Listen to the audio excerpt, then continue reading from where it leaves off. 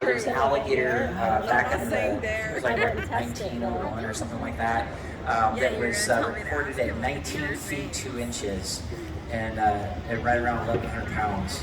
So I did hear about that one, but some people question that one, but I would not be surprised if that was possible.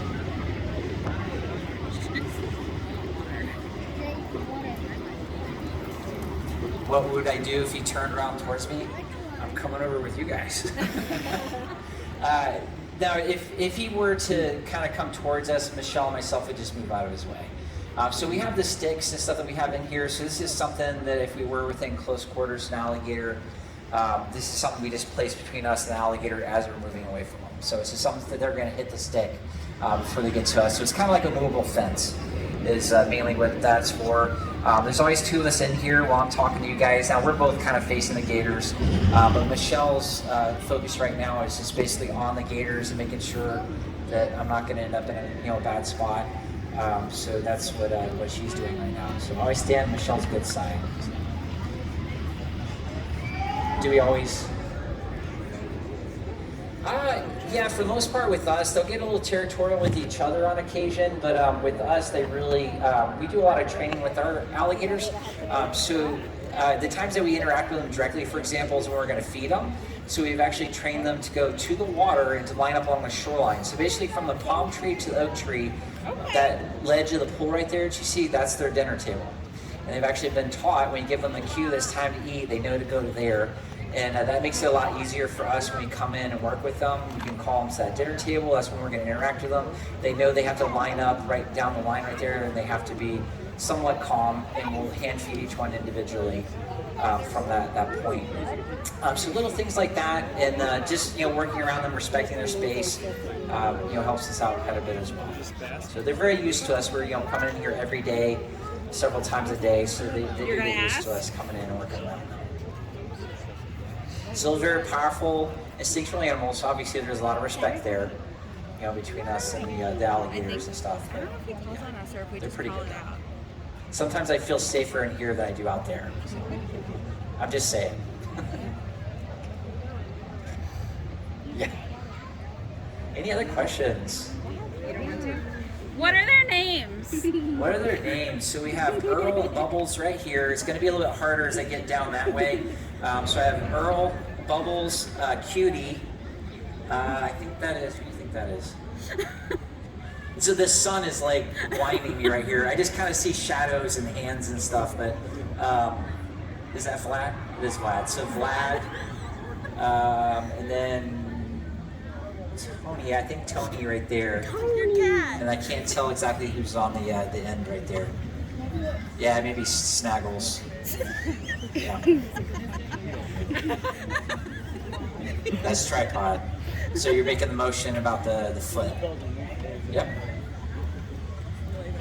Or Fancy Pickles. That's right. Fancy Pickles. So one of them's name is Fancy Pickles. Are you ready? What do the alligators like to eat? So some of their favorites would be fish, which is usually a mullet. So all these guys love mullet. They're pretty good about that. We make a special sausage for alligators as well. And if we make that right, sometimes that can be the more popular thing. And then occasionally they'll get chicken. So chicken's like their ultimate favorite, but we like to try to watch their figures and stuff, so not too much chicken. That's just sometimes fruit. Here you got a big old yawn down there. Expelling heat. There we go. I taught him to do that. That's right. And smile. There you guys go. Photo op. Perfect photo op.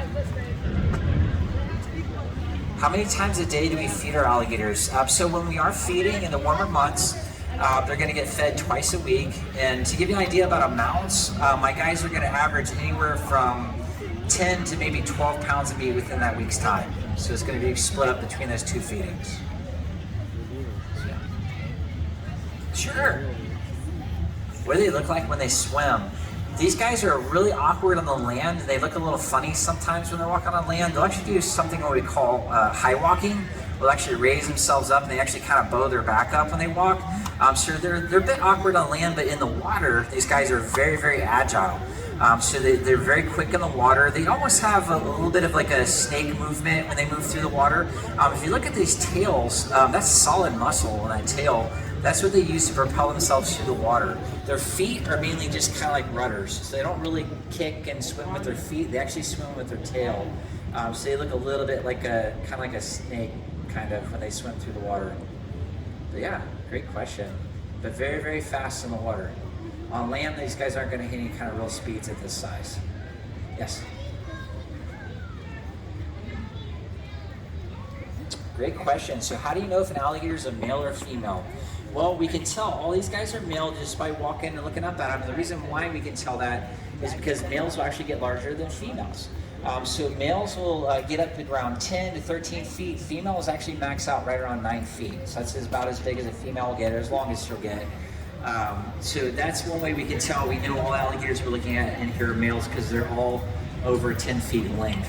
But anything smaller than that, your guess would be as good as mine. So you could be looking at a young male if you're looking at a smaller one, or it could be female. If it's a smaller gator and you know that gator's been there for many years, then you could probably say it's a female. But yeah, just by looking at them, the males you can tell easily when they're 10 feet or greater. Great question. Yes. What's your question? Can they lose their tails? They lose their tails. So sometimes you'll see like the little ends, the tips of their tails, and that's probably from other alligators. That's probably what happens. But yeah, occasionally they'll lose like the little tips of tails. These guys are actually incredible at healing. You'll actually see that a lot in the wild and stuff, where you'll see alligators that are missing a foot or a leg or a good portion of their tail, and you have to wonder when you see that in the wild, they lose something like that, like how do they survive it? What's really incredible about alligators, they actually have the ability to control blood flow. So if they lose an appendage like that, they can actually cut the blood flow off to that extremity. And they also have an incredible ability to heal. They can really fight off infections quite well. They're actually studied for that, their ability to fight off infections and stuff. Now, obviously, if any of our guys sustain injuries and stuff here, we have vets on staff and we're going to take care of it. But in the wild, they can actually lose stuff like that too, like toes or like a foot or something like that, and it's very survivable for them. So these guys are built very, very tough. How do we feed them? Very carefully. So the way we feed them is we actually have them line up in the water along the shoreline. So we actually give them a cue when it's time to eat. And basically their dinner table is from the palm tree, the oak tree in the water, right up to the pool's ledge. So that's where we have them come over to.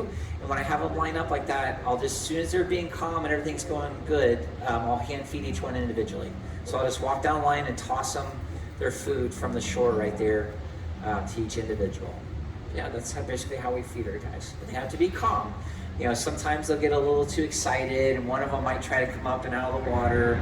And if they do that, they're just simply going to get skipped over, but they're going to learn very quickly. They see their buddies getting food, what their buddies are doing. So it's actually pretty easy to teach these guys, you know, in a group, because they learn very, very quickly. The ones that are doing what they're supposed to, they see them getting reinforced, and they're like, okay, that's what I got to do.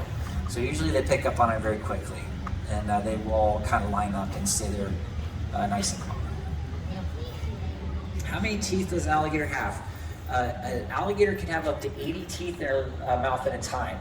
Now, here's the amazing thing about alligators. Alligators actually have the ability to continually shed their teeth. So they'll actually go through up to about 3,000 teeth in a lifetime. So pretty incredible. So basically with an alligator, their tooth is kind of like an ice cream cone. And they actually will already have a tooth started underneath that tooth that you can see. And when that one tooth breaks off for one reason or another, they already have a tooth starting to take its place. So these guys are very, very good at reproducing those teeth. So it's pretty impressive. Best dental plan of all. When you hear them in the wild, how do you distinguish them from bullfrogs?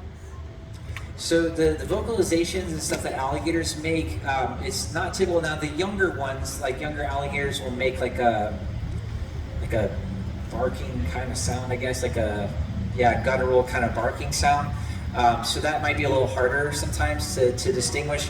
But for an alligator, the vocalizations are mostly going to be anything from a bellow. Bellows are very unique to the alligator, and you will not mistake that. If you've ever heard an alligator bellow, it's a very, very deep bass tone, and it just carries quite well. It'll actually make the water appear to be boiling on the back. A lot of times when they bellow, they like to do it in the water most of the time, and they'll arch their head and their tail up out of the water. When they let out that deep bellow, it has such deep bass tones to it that the water just kind of bubbles up and dances.